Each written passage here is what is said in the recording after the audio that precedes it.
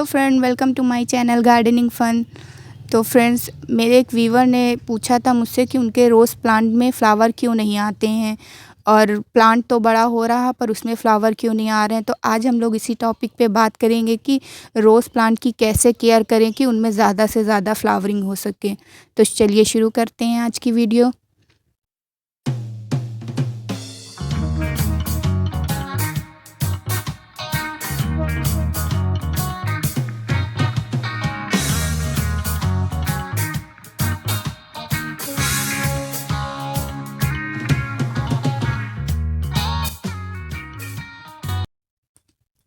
तो फ्रेंड्स, आप देख रहे हैं ये है हमारा रोज़ प्लांट।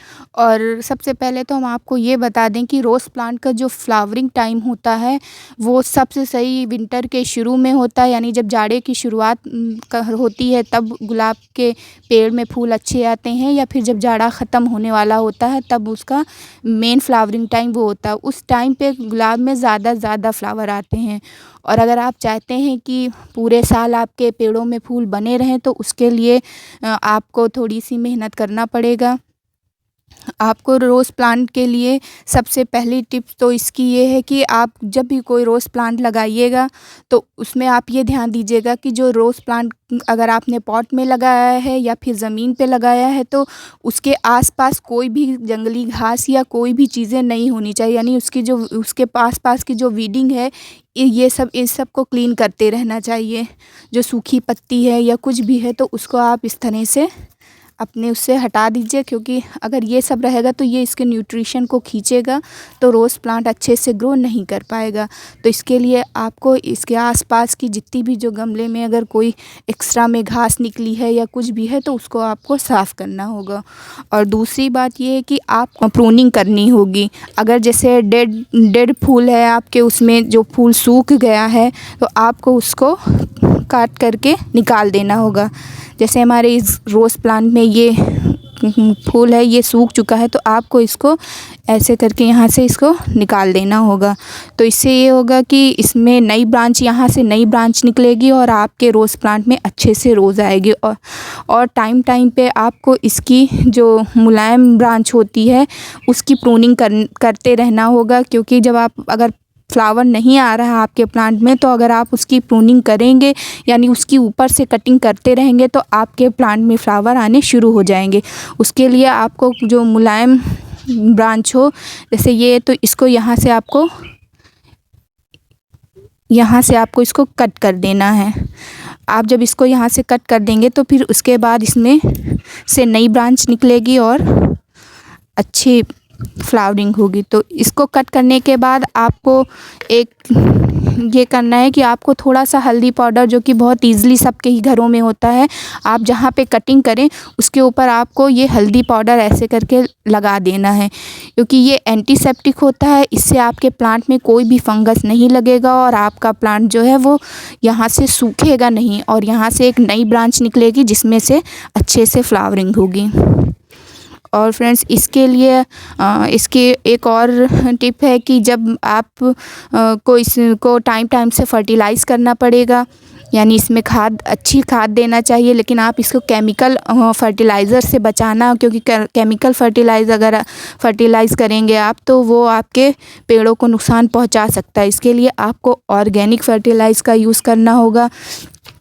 इसके लिए आपको चाय की पत्ती जो होती है, जो यूज़ की हुई चाय की पत्ती है, जो हम लोग रोज़ चाय पीते हैं, तो जो पत्ती बचती है उसको आपको जब पत्ती छान लीजिए तो उसको खूब अच्छे से धो लीजिए।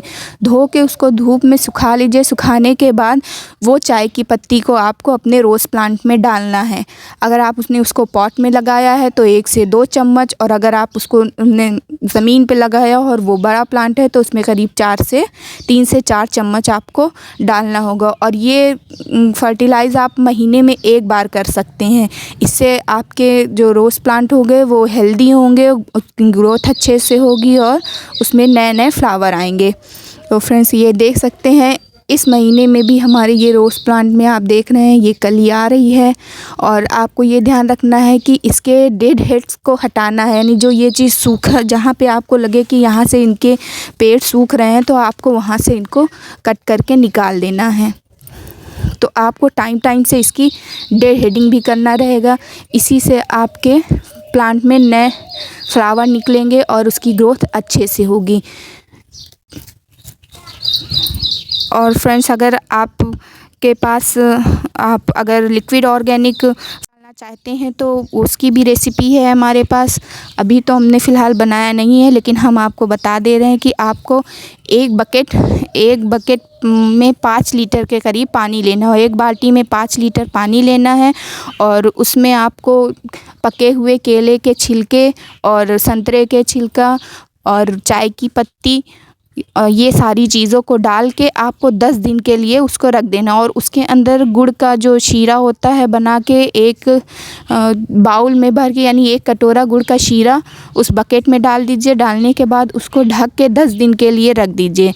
फिर 10 दिन बाद वो फर्टिलाइज़र आपका तैयार हो जाएगा। तो उसको डालना ऐसे कि आप उसको जब भी डालने लगिए तो उसको पहले डाइल्यूट करिए, यानी जब आपका प्लांट जिस तरह से है उस तरह से अगर आप उस हिसाब से उसको डालना चाहते हैं तो अगर आपके प्लांट में अपने ज़रूरत के हिसाब से उस फर्टिलाइज़र का यूज़ करिए। लेकिन जब भी फर्टिलाइज़र यूज़ करिए तो उसके लिए आप ये ध्यान रखिए कि फ़र्टिलाइज़र को डाइल्यूट करके ही यूज़ करिए। यानी अगर आपने आधा गिलास फर्टिलाइज़र लिया है तो उसमें आधा गिलास पानी मिलाइए। उसके बाद उसको घोल के अपने पेड़ों की जड़ों में डालिए। ऐसे पेड़ों की जड़ों में इसको ऐसे डालना है कि ये ऐसे इसके गुलाई से किनारे किनारे पे आपको एक ऐसे गड्ढा कर लेना है। और जो ये गड्ढा कर रहे हैं आप, इसी में आपको वो फर्टिलाइज़र डाल देना है। यानी उसको पूरे गमले में उस पानी को आपको इसमें डाल देना है। तो इससे क्या होगा कि आपके जो रोज़ प्लांट है वो पूरे साल फ्लावर देंगे और बिल्कुल हेल्दी रहेंगे और हरे भरे रहेंगे। और गर्मियों में इनकी वाटरिंग का भी आपको ध्यान देना है। गर्मियों में गुलाब के पेड़ को पानी की ज़रूरत होती है, तो आप एक रूटीन बना लें कि आपको सुबह में देना है पानी या शाम में, तो आप एक बार पानी ज़रूर दें। लेकिन ये ध्यान रखें कि दोपहर के वक्त धूप में कभी भी रोज़ प्लांट को पानी ना दें। जब भी दें तो सूरज निकलने से पहले दें, यानी अर्ली मॉर्निंग में दें, या सूरज जब डूब जाता है तो इवनिंग में आप पानी दें। लेकिन धूप में कभी भी इन पेड़ों को पानी ना दें, क्योंकि अगर धूप में आप पानी देंगे तो ये पेड़ जल जाएंगे। तो आपको इस सब चीज़ों का अगर आप ध्यान रखेंगे तो आप देखिएगा आपके रोज़ प्लांट में बहुत अच्छे से फूल आएंगे और वो हेल्दी रहेंगे और ग्रो करेंगे।